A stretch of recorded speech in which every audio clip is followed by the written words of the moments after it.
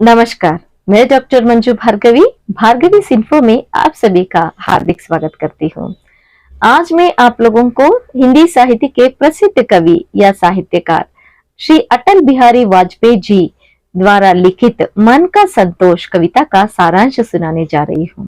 कविता का सारांश सुनने से पहले कविता को एक बार पढ़ने के। मन का संतोष।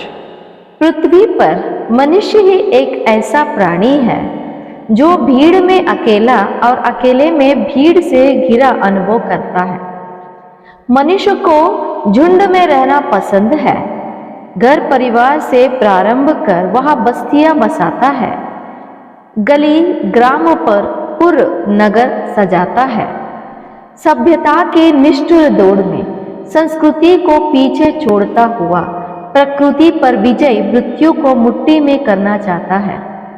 अपनी रक्षा के लिए औरों के विनाश के समान जुटाता है। आकाश को अभिशप्त, धरती को निर्वासन, वायु को विषाक्त, जल को दूषित करने में संकोच नहीं करता।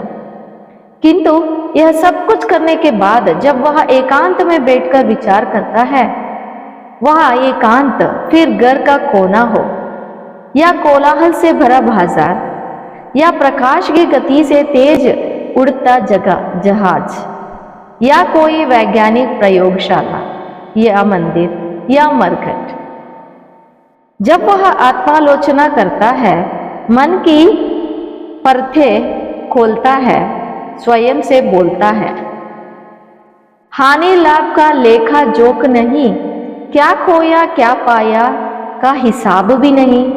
जब वह पूरी जिंदगी को ही तोलता है, अपनी कसौटी पर स्वयं को ही कसता है, निर्ममता से निरखता परखता है, तब वह अपने मन से क्या कहता है, इसी का महत्व है, यही उसका सत्य है।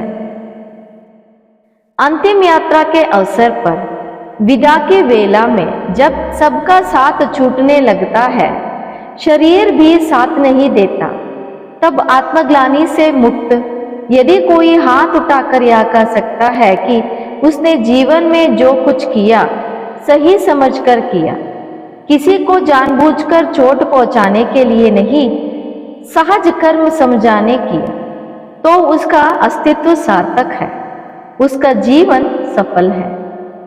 उसी के लिए यह कहावत बनी है, मन चंगा तो कटौती में गंगा जल है। हम लोग कविता के कुछ कठिन शब्दार्थ के बारे में जानेंगे।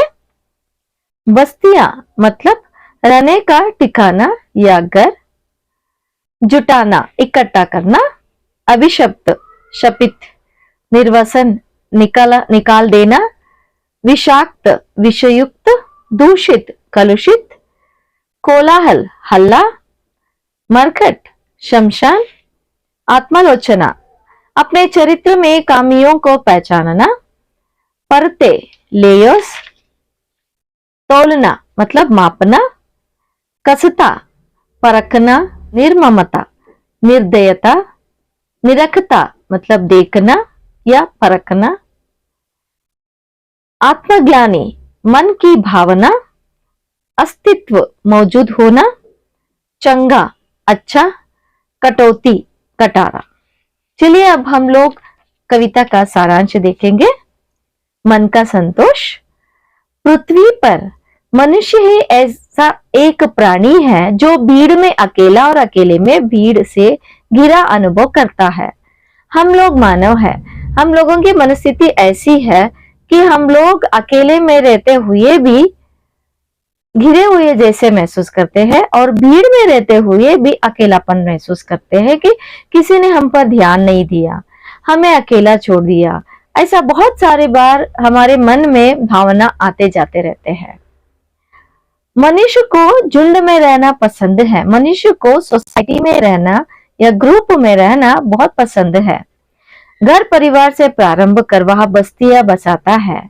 गाली ग्राम पुर नगर सजाता है। मनुष्य ऐसा है कि वह घर परिवार को आरंभ करता है, एक फैमिली से शुरू करता है। जॉइंट फैमिली होता है, जॉइंट फैमिली से आसपास की घर होते हैं, उसके बाद स्ट्रीट होते हैं, एरिया होता है और स्टेट होता है, उसके बाद कंट्री होता है। इस जैसे वो सोसाइटी को बढ़ाता है।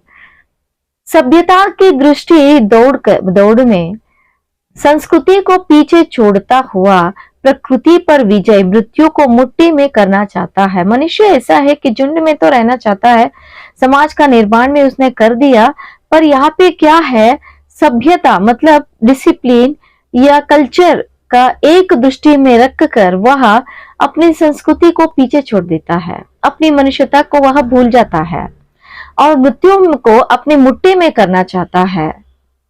अपनी रक्षा के लिए औरों के विनाश के सामान जुटाता है, अपने आप को रक्षा करने के लिए दूसरों को विनाश करना चाहता है। दूसरों को विनाश करने के लिए वह मन से, बुद्धि से, शारीरिक बल से बहुत सारे बुरे प्रयास भी करता है। आकाश को अभिशप्त, धरती को निर्वसन, वायु को विषाक्त, जल को दूषित करने में संकोच नहीं करता। वह प्रकृति को भी हानि पहुंचाने में पीछे नहीं हटता है, क्योंकि वह आगे बढ़ना चाहता है, सिर्फ स्वार्थी बन गया है, अपने आप को बचाना चाहता है। किंतु यह सब कुछ करने के बाद जब वह एकांत में बैठकर विचार करता है, वह एकांत फिर घर का कोना हो या कोलाहल से भरा बाजार या प्रकाश की गति से तेज उड़ाता जहाज या कोई वैज्ञानिक प्रयोगशाला या मंदिर या मरकट, ये सब बुरे काम कर देता है, उसके बाद वह मन शांति को ढूंढना चाहता है।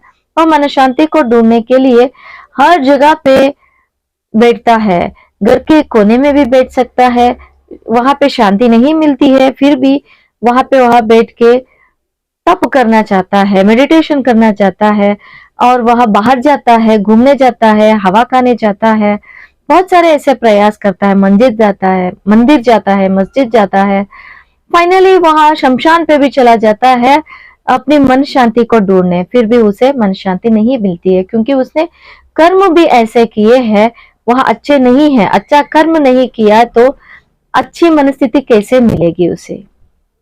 जब वह आत्मालोचना करता है, अपनी मनस्थिति को वह सोचता है कि अपने जो चरित्र में बसी हुई खामियों को ढूंढना शुरू करता है, मन के पर्दे खोलता है, स्वयं से बोलता है, हानि लाभ का लेखा जोखा नहीं, क्या खोया क्या पाए का हिसाब भी नहीं।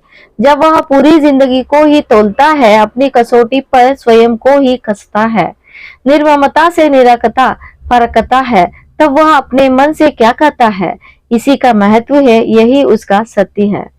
जब वह अपने आप को परखने बैठता है, तो मैंने क्या गलत किया, कहाँ पे गलत किया, मेरे साथ ऐसा अन्याय क्यों हो रहा है, मुझे दुखी क्यों हो रहा है, दुख क्यों हो रहा है, सब कुछ वह सोचने लगता है। तो अपना किए हुए कर्म के बारे में भी वह सोचने लगता है, पर उसका एक लेखा जोखा नहीं है, उसने बहुत ऐसे कर्म कर दिए हैं तो वह माफी का लायक नहीं है।